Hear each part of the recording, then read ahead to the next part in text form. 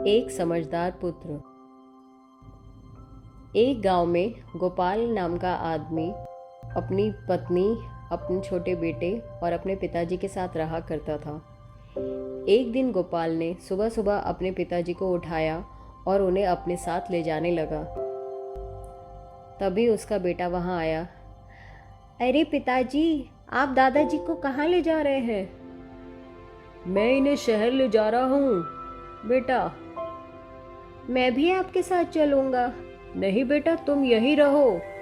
मैं तुम्हारे लिए मिठाई लाया हूँ, तुम्हारी माँ वो तुम्हें दे देगी। अरे बेटा, जल्दी आओ अंदर। कल तुम्हारे पिताजी मिठाई लेकर आए थे, मैं तुम्हें बहुत सारी मिठाई दूंगी। वापस आ जाओ। लेकिन बच्चा बैलगाड़ी की तरफ भागा और उस पर चढ़कर बैठ गया। नहीं, मुझे आपके साथ आना है, मुझे दादाजी के साथ रहना है। क्या परेशानी है, लगता है इसे भी अपने साथ ले जाना होगा। चलो, मैं कोशिश करूंगा कि इसे कुछ ना दिखे।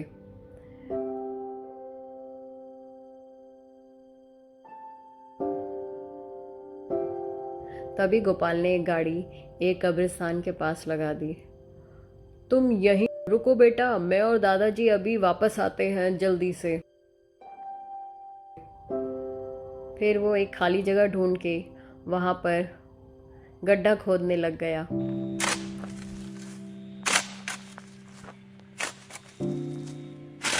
तभी अचानक उसे ढूंढता हुआ उसका बेटा वहां आ गया। पिताजी, आप क्या कर रहे हैं? ये गड्ढा क्यों खोद रहे हैं? अरे बेटा, तुम यहाँ क्या कर रहे हो? जाओ दादाजी के पास वापस जाओ। पर आप कर क्या रहे हैं पिताजी? अरे मैं गड्ढा खोद रहा हूँ, तुम्हें दिख नहीं रहा? पर पिताजी, क्या यहाँ पे कुछ छुपा हुआ है जो आप गड्ढा खोद रहे हैं? अच्छा ही होगा जो मैं इसे सच बता दूं। बेटा, मैं यहाँ एक कब्र खोद रहा हूँ तुम्हारे दादाजी के लिए। दादाजी के लिए? पर दादाजी अभी मरे नहीं, वो तो जिंदा है। हाँ हाँ, मैं जानता हूँ वो जिंदा है, लेकिन अब वो बहुत बूढ़े हो गए हैं और हमारे किसी काम के नहीं हैं। सारा दिन घर में बैठे रहते हैं, इधर उधर घूमते रहते हैं और खाना भी कितना खाते हैं। उनके होने से हमें कोई फायदा तो है नहीं, बल्कि और नुकसान हो रहा है।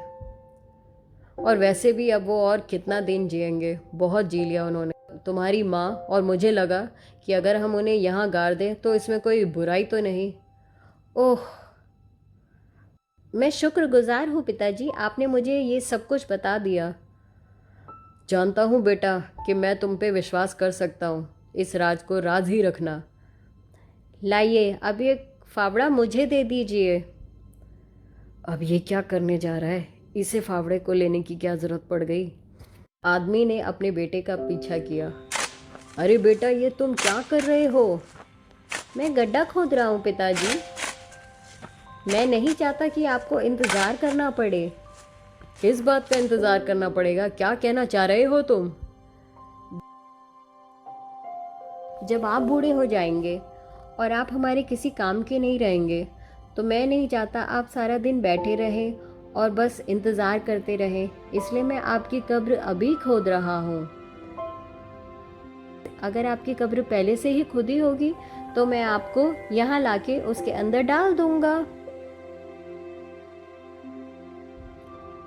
क्या तुम मुझे जीते जी इसके अंदर डाल दोगे? अरे तुमने ऐसा सोच भी कैसे लिया? तुम अपने पिताजी के साथ ऐसा कैसे कर सकते हो? पर पिताजी, आप भी तो दादाजी के साथ यही करने जा रहे हैं ना? तो मैंने क्या गलत किया? आखिर मुझे भी तो अपने परिवार की परंपरा को आगे बढ़ाना होगा ना। हे भगवान, मैं कितना गलत काम करने जा रहा था। मेरा बेटा क्या सोचेगा मेरे बारे में कि मैं कितना घटिया और नीच इंसान हूँ। ओह मेरे बेटे, तुमने तो मेरी आंखें खोल दी। मैं बहुत गलत काम करने जा रहा था। तुमने मुझे एक बहुत बड़े पाप को करने से बचा लिया बेटा। तुम्हारा बहुत बहुत धन्यवाद बेटा। आओ हम दादाजी के पास चले और उनको घर वापस ले चलते हैं। और इस तरह वो आदमी अपने बेटे और अपने पिताजी के साथ वापस चला गया और उसके बाद उसने पूरी ज़िंदगी उनका बहुत अच्छे से ख्याल रखा और वो सब हमेशा खुशी से रहे। दोस्तों, कहानी यही ख़त्म होती है। अगर आपको ये कहानी अच्छी लगी तो हमारे चैनल को सब्सक्राइब कीजिए, वीडियो को लाइक कीजिए। Thanks for watching again. Bye bye and take care. Be happy, be kind.